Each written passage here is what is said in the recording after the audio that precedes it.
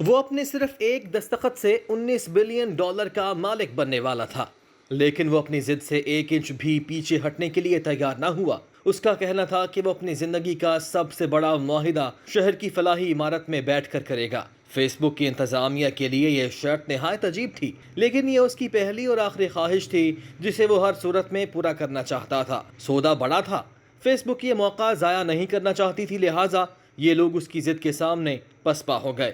Face بک کی انتظامیہ what's app خریدنے کا معاہدہ لے آئی۔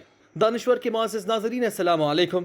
آج کی ویڈیو میں ہم آپ کو بتانے جا رہے ہیں دنیا کے مہنگے ترین دستخط کے پیچھے کی کہانی کے بارے میں، کہ کیسے ایک عام سا شخص جین کوم، ایک سویپر، واٹس ایپ کا موجد، دنیا میں سب سے زیادہ استعمال ہونے والی ایپ کا مالک بنا۔ دوستو، فیس بک کا عملہ اسنیپ کی عمارت کے ویٹنگ روم میں پہنچا اور جین کوم کو تلاش کرنے لگا۔ وہ آخری کرسی پر سر جھکائے بیٹھا تھا۔ وہ اس کے قریب پہنچے اور آہستہ آواز میں کہا، mister Jain, we are here. اس نے ٹیشو پیپر کے ساتھ آنسو صاف کیے، پین نکالا اور ہاتھ آگے بڑھا دیا۔ معاہدے کے کاغذات اس کے حوالے کر دیے گئے۔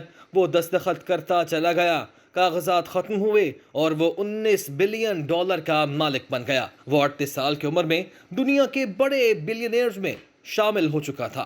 دوستو، معاملہ یہ ہے کہ جین کوم کی کہانی اسی سینٹر سے شروع ہوئی تھی جہاں پہ بیٹھ کے اس نے دستخط کیے تھے، لیکن اس کہانی سے پہلے یوکرائن آتا ہے۔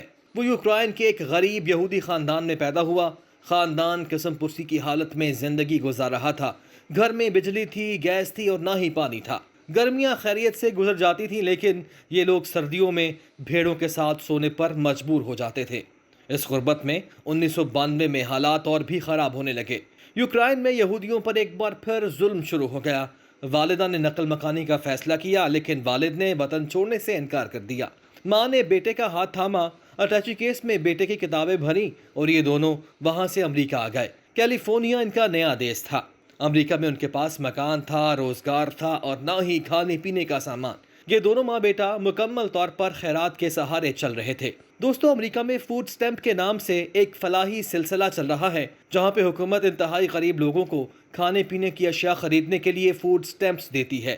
یہ سٹیمپس امریکی خیرات ہوتی ہیں۔ یہ لوگ اتنے غریب تھے کہ یہ زندگی بچانے کے لیے خیرات لینے پر مجبور تھے۔ دوستو، جین کوم کے پاس پڑھائی کے علاوہ کوئی چارہ نہیں تھا۔ یہ پڑھنے لگا۔ وقت گزرنے کے ساتھ ساتھ پڑھائی مہنگی ہونے لگی۔ فوڈ سٹیمپس پر گزارا مشکل ہو گیا۔ جین کوم نے پارٹ ٹائم نوکری تلاش کی۔ خوش قسمت تھا کہ اسے ایک گروسری سٹور میں سویپر کی ملازمت مل گئی۔ سٹور کے فرش سے لے کر باتھ روم اور دروازوں، کھڑکیوں سے لے کر سڑک تک کی صفائی اس کی ذمہ داری تھی۔ وہ برسوں یہ ذمہ داری نبھاتا رہا۔ وہ 18 سال کی عمر میں کمپیوٹر پروگرامنگ کے خبط میں مبتلا ہوا۔ یہ شوق اسے سینٹ جوز اسٹیٹ یونیورسٹی میں لے گیا۔ وہ 1997 میں یاہو میں بھرتی ہوا اور اس نے 9 سال تک سر نیچے کر کے یاہو میں ہی گزار دیے۔ 2004 میں فیس بک آئی۔ یہ آہستہ آہستہ مقبول ہوتی چلی گئی اور فیس بک 2007 میں دنیا کی بڑی کمپنی بن گئی۔ دوستو، پھر جین کوم نے فیس بک میں بھی اپلائی کیا، لیکن فیس بک کو اس میں کوئی پوٹینشیل دکھائی نہیں دیا۔ وہ یہ نوکری حاصل نہ کر سکا۔ وہ مزید 2 سال یاہو میں رہا۔ وہ آئی فون خریدنا چاہتا تھا، لیکن حالات اجازت نہیں دے رہے تھے۔ اس نے تھوڑے تھوڑے پیسے جمع کیے اور نیا آئی فون خرید لیا۔ یہ آئی فون آگے چل کر اس کے لیے ایک سونے کی کان ثابت ہوا۔ دوستو، ہوا کچھ یوں کہ جین کوم نے فون استعمال کرتے کرتے سوچا کہ میں کوئی ایسی اپلیکیشن کیوں نہ بناؤں جو فون کا متبادل بھی ہو، جس کے ذریعے SMS بھی کیا جا سکے، تصاویر بھی بھجوائی جا سکیں، ڈاکومنٹس بھی روانہ کیے جا سکیں اور جسے ہیک بھی نہ کیا جا سکے۔ یہ ایک انوکھا آئیڈیا تھا۔ اس نے یہ آئیڈیا اپنے ایک دوست برائن ایکٹون کے ساتھ شیئر کیا۔ یہ دونوں اسی آئیڈیا پر جت گئے۔ یہ کام کرتے رہے یہاں تک کہ یہ 2 سال میں ایک طلسماتی اپلیکیشن بنانے میں کامیاب ہو گئے۔ یہ ایپ فروری 2009 میں لانچ ہوئی اور یہ دیکھتے ہی دیکھتے مقبولیت کی تمام حدیں کراس کر گئی۔ یہ ایپ ٹیلی کمیونیکیشن میں انقلاب تھی۔ اس نے پوری دنیا کو جوڑ دیا۔ یہ اپلیکیشن واٹس ایپ کہلائی۔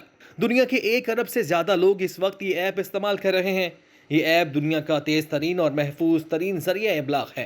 آپ واٹس ایپ ڈاؤن لوڈ کریں اور آپ دنیا کے کسی بھی کونے میں چلے جائیں۔ آپ کو نیا فون اور نیا نمبر خریدنے کی ضرورت نہیں پڑے گی اور نہ ہی آپ کسی موبائل کمپنی کے ہاتھوں بلیک میل ہوں گے۔ آپ پوری دنیا کے ساتھ رابطے میں رہیں گے۔ جین کوم کو واٹس ایپ نے چند ماہ میں ارب پتی بنا دیا اور پھر ہوا یوں کہ اپلیکیشن اس قدر کامیاب ہوئی کہ دنیا بھر کی کمپنیوں نے اس کی خریداری کے لیے بولی دینا شروع کر دی، لیکن جین کوم انکار کرتا رہا۔ دوستو، بات ہے فروری 2014 کی، جب فیس بک بھی واٹس ایپ کی خریداری کی دوڑ میں شامل ہو گئی۔ فیس بک کی انتظامیہ نے جب جین کوم سے رابطہ کیا تو اس کی ہنسی نکل گئی۔ اس نے خدا کا شکر ادا کیا اور کہا لگا کر بولا کہ یہ وہ ادارہ تھا جس نے مجھے 2007 میں نوکری دینے سے انکار کر دیا تھا۔ وہ دیر تک مسکراتا رہا اور اسی مسکراہٹ کے دوران اس نے فیس بک کو ہاں کر دی۔ $19 بلین میں سودا ہو گیا۔ یہ کتنی بڑی رقم ہے، اس کا اندازہ پاکستان کے کل مالیاتی ذخائر سے لگا لیجئے۔ پاکستان کا فورن ایکسچینج اس وقت $22 ارب ہے اور پاکستان 70 سالوں میں ان ذخائر تک پہنچا ہے، جبکہ جین کوم نے ایک اپلیکیشن کو $19 ارب میں فروخت کیا۔ دوستو، جین کوم نے فیس بک کے ساتھ سودے میں صرف ایک شرط رکھی، وہ یہ کہ میں فوڈ سٹیمپس دینے والے ادارے کے ویٹنگ روم میں بیٹھ کر دستخط کروں گا۔ فیس بک کے لیے یہ شرط عجیب تھی۔ یہ لوگ یہ معاہدہ اپنے دفتر یا اس کے آفس میں کرنا چاہتے تھے، لیکن وہ ڈٹ گیا، یہاں تک کہ فیس بک اس کی ضد کے سامنے پسپائی اختیار کرنے پر مجبور ہو گئی۔ ایک تاریخ طے ہوئی، فیس بک کے لوگ فلاحی سینٹر پہنچے۔ وہ ویٹنگ روم کے آخری کونے کی آخری کرسی پر بیٹھا ہوا رو رہا تھا۔ وہ کیوں نہ روتا؟